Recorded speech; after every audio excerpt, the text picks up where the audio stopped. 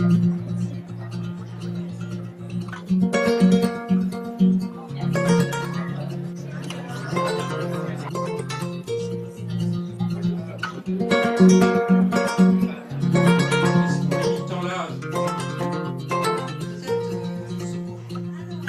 met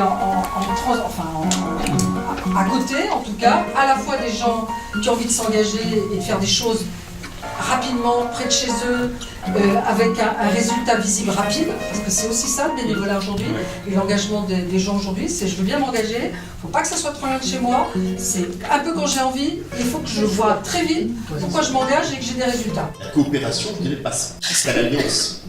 C'est-à-dire que pour le créer, on a voulu effectivement un projet associatif qui nous pousse à développer cette action sur les territoires. Pour le créer, on doit avoir d'autres méthodes.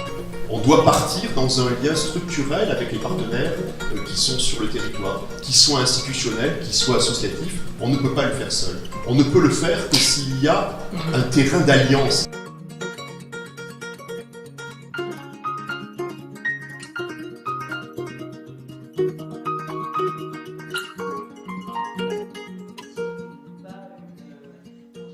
Les grandes fractures civilisationnelles se situent toujours autour des réaménagements des liens sociaux.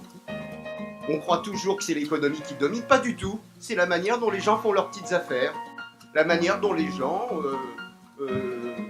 sont entre eux, se marient, travaillent, établissent leurs relations.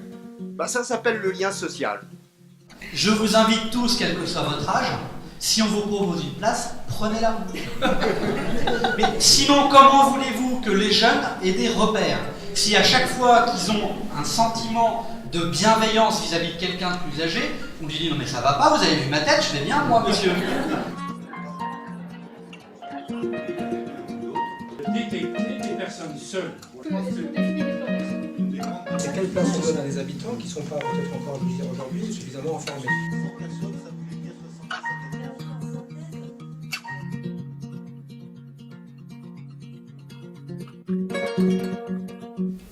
On va associer à cette démarche quelque chose, je vais encore employer un terme anglo-saxon et me faire honneur pour ça, du social learning, comme on dit, c'est-à-dire social learning.